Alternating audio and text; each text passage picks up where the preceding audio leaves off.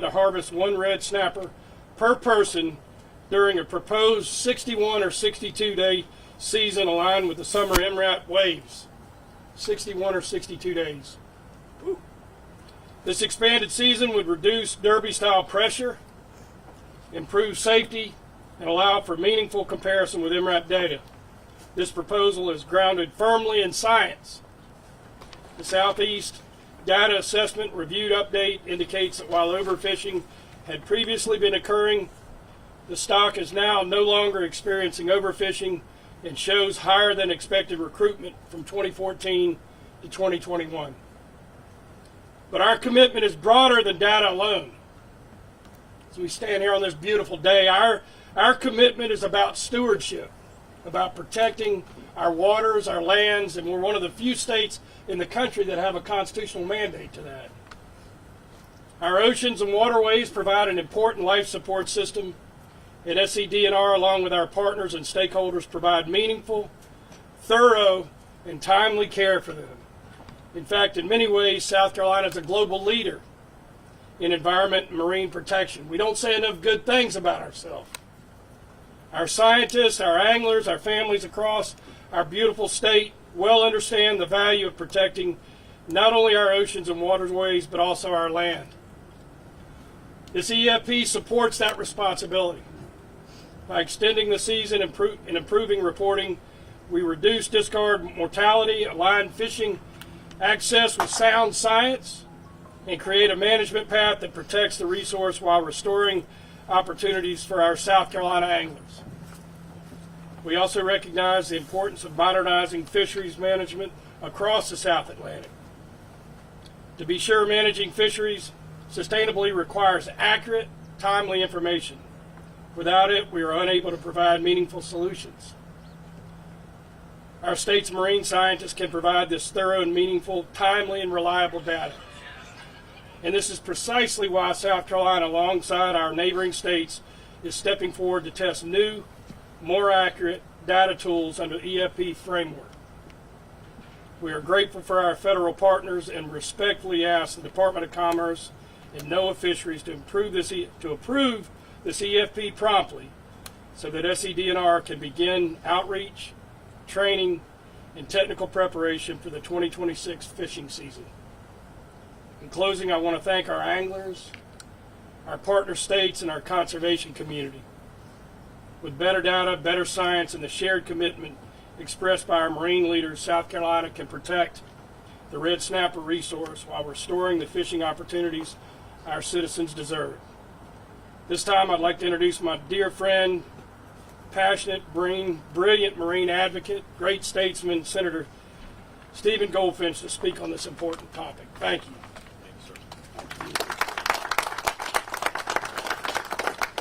Thank you, Director Mulliken.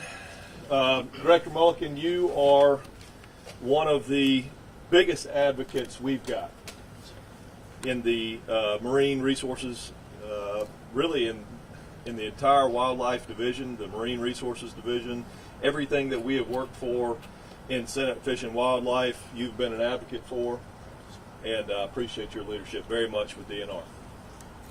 Ladies and gentlemen, this is a historic day. I can remember, I think it was 15 or 16 plus years ago when we got into this quandary with the federal government. And I can remember thinking, how does the federal government even know how many fish we have? Y'all know as well as I know, they didn't know. And I'll tell you the truth hurts. They still don't know to this day. This entire time we have been living under an oppressive regulatory regime that was based on a scam. Their data is wrong, and it has always been wrong. And we, as anglers, I can speak as a senator from the state of South Carolina and living here in Murrells Inlet, but also as a user of the resource, we have known this forever. I used to be a commercial spear fisherman. I am a recreational spear fisherman now, and I can tell you from seeing with my own eyes that there are millions of red snapper swarming our reefs to the detriment of other fish, to the detriment of creel, to the detriment of every marine life that's living out there. When the system is unbalanced, it just does not work. I remember a few years ago when I started seeing black sea bass dwindle in population. There were years and years ago, some of you older guys may remember, this time of year through February or March, you'd see schools and schools of black sea bass anywhere from 40 feet deep all the way out to 80 feet deep. Those schools and schools of black sea bass don't exist in the same numbers that they used to. The gag grouper don't exist in the same numbers that they used to. That is because of the excessive amount of red snapper, which is a direct result from the federal mismanagement. There's one simple message here. The states can do it better. We are closer to the resource. We know what the resource looks like. We use the resource every single day. Y'all know it better than some bureaucrat sitting in a cubicle in Washington, D.C. Every single one of you that have wet a line knows it better than the bureaucrat sitting in a cubicle in D.C. And yet that person, he or she, continues to make regulations for us that we have to live and abide by. Well, I say no more. It's time for the states to grab its own destiny by the horns, and it's time for us to get our red snapper fishery back. So with the leadership of DNR and Director Mulliken, we're going to do that.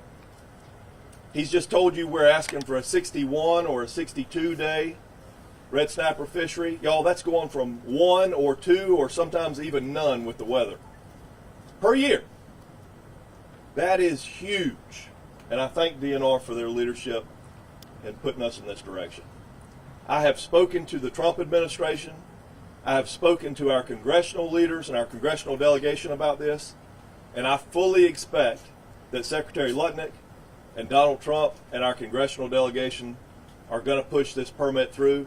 And we are going to see a 60-plus day red snapper fishery in 2026. Thank you all so much for your time. I'm honored and blessed to represent this part of the world. It's such a beautiful part of the world. I want to thank Jason for giving us his dock. I want to thank Blake for all of her scientific work and all the hard work that she does, and Cheyenne for putting all this together. Thank you all so much. And Cheyenne, should I take questions? After. Okay, we're going to take questions after. Thank you.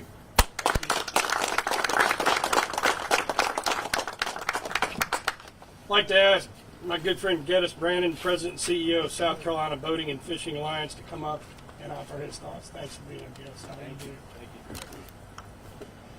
Well, as Senator Goldfinch and Director Mulliken put it, today is a historic day for the state of South Carolina, and really this entire week is a historic week for the South Atlantic fisheries. We've seen from North Carolina down to Florida similar exempted fishing permits being proposed this week. But that couldn't be done without the collaboration that's been behind the scenes between the states. So thank you to Dr. Mulliken, Deputy Director Kepler, Amy Dukes, Ben Dyer, their entire team. Have DNR board member Davey Height here as well. And just appreciate the community coming together and saying enough's enough. As Senator Goldfinch pointed out, this is a fishery that is mismanaged. And so I'll ask you this. In what business can you bring back year-over-year numbers to your stakeholders or your boss that are 30 to 40% off and you still have a job? You can't. And that's why it's time to put the states in charge. And that's exactly what this EFP does. It's the most clear-cut way to get there. We have actually met with the Trump administration. We met with the president directly in 2023 and talked about this issue. President Trump did this successfully through the same pathway in the Gulf states during his first administration in 2017, and it's been a great success. As my friend Dr. Mulliken always says, there has to be a balance between the economy and ecology, and that's what we're doing here today. You're going to hear others talk about the environmental side of this, and I want to talk a couple minutes on the blue economy here in the state of South Carolina. You know, in the state of South Carolina, we're blessed to have the most unique economic mix of boating and fishing companies in the entire world. We have the 3 largest fishing tackle manufacturers in the world and 28 boat makers. 27,000 jobs to our state, $7 billion to our economy, and that's including folks like Merle's Inlet Fishing Charters here, and thank you to Jason for having us. But one thing I wanted to reiterate is this bold proposal doesn't doesn't include the coast. This bold proposal includes our entire state, from the mountains to the seas to the PD. Those tackle manufacturers, Shimano, Rather Outdoors, Pure Fishing, they're spread from Columbia to Charleston. Of course, we have the Boat Mile in Somerville with Scout and Sportsman, Key West, Freeman, and other iconic brands. But guys, we also have Tidewater, Sea Hunt, and Sea Pro in the Midlands. Good policy and sound policy in the state of South Carolina creates a sound workforce for our entire state with good paying jobs across this entire state. And that includes the entire South Atlantic joining us in this, because we have a lot of boats that go to these other states as well. So whatever we need to do to continue to be good partners, good stewards of the outdoors, and look for balanced economy and balanced ecology in everything that we do, we will make South Carolina the most boater and angler friendly state in the nation. So with that being said, I appreciate everybody coming out, all the charter captains, all the anglers, and this is just a great day for us. And thanks to our congressional delegation. Congressman Fry is actually on Red Snapper Task Force with other congressmen from other states, so he's taken a tremendous leadership role in this. Y'all, we've had every level of government weigh in on this, except for county councils and school boards. So you're talking the President, U.S. Senate, U.S. House, Attorneys General from all the Atlantic states. Governor McMaster has been a huge leader in this, along with Governor DeSantis and Governor Kemp. It's time that the states take control, and we work and look forward to working with the Trump administration, Secretary Lucknick, and the rest of the stakeholders to make sure that we balance what we're doing here with our fisheries and make sure that the fishing public has access. And 60 to 62 days is just an incredible step that, quite honestly, I was shocked to read when Blake sent it over Monday. This is a bold proposal that is going to allow for more days on the water and more families to be fed here. Thank you very much.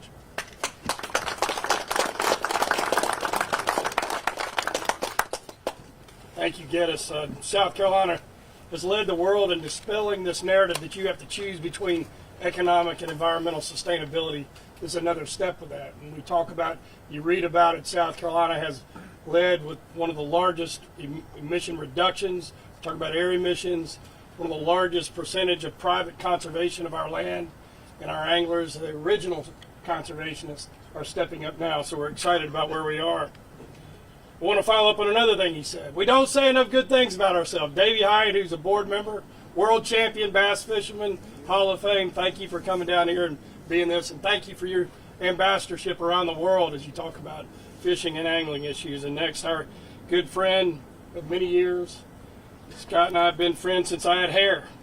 Scott Whitaker, Executive Director of the Coastal Conservation Association of South Carolina. Please come forward. And he had less blonde hair. Yeah. Great crowd.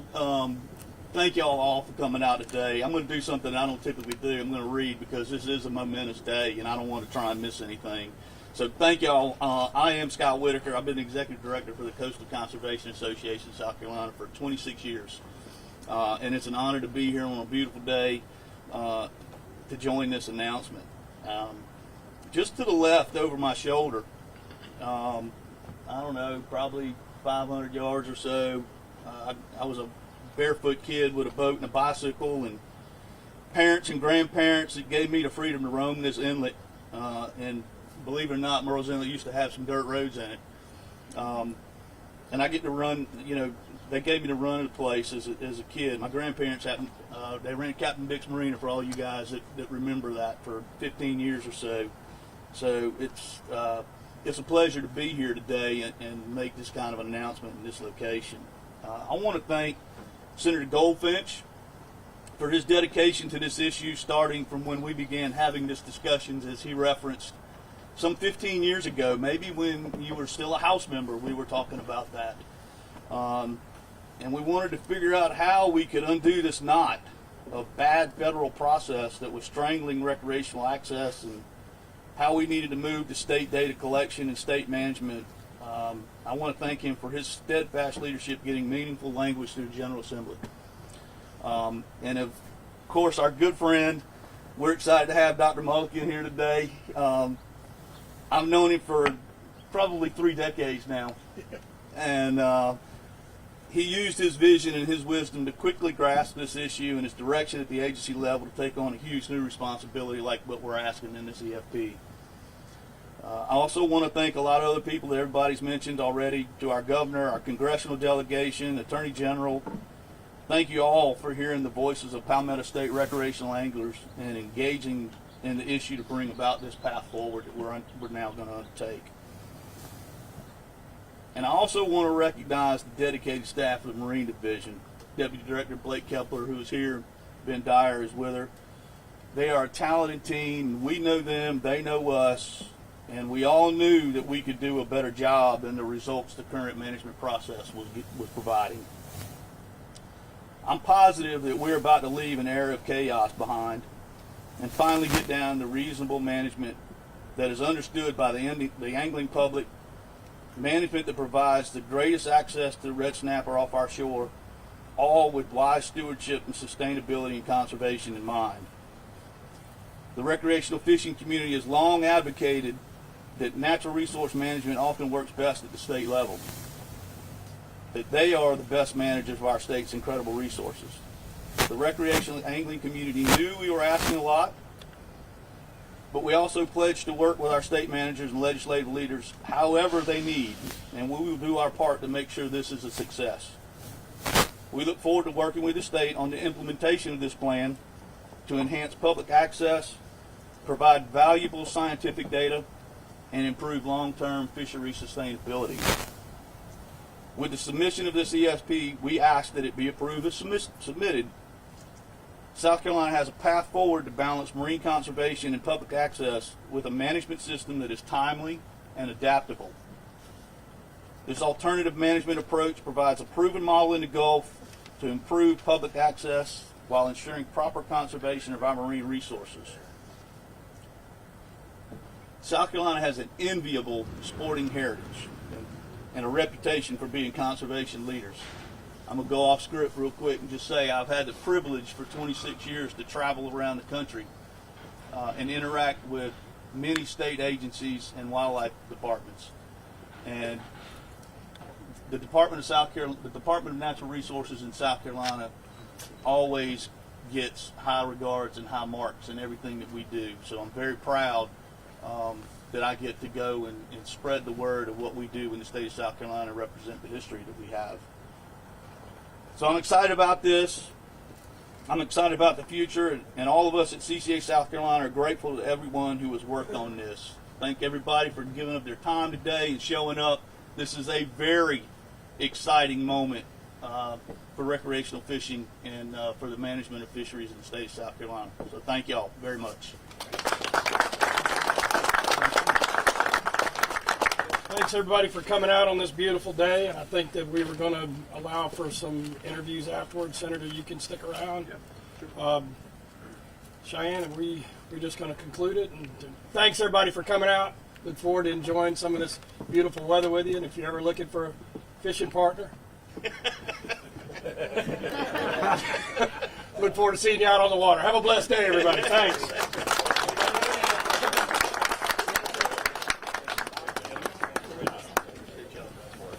Yeah. Hey, Senator, do you mind if we got a quick follow-up question? Where you want to go? Sure, we'll have to, it's the lighting. Well, I started thinking about it. Like, That is true, baby.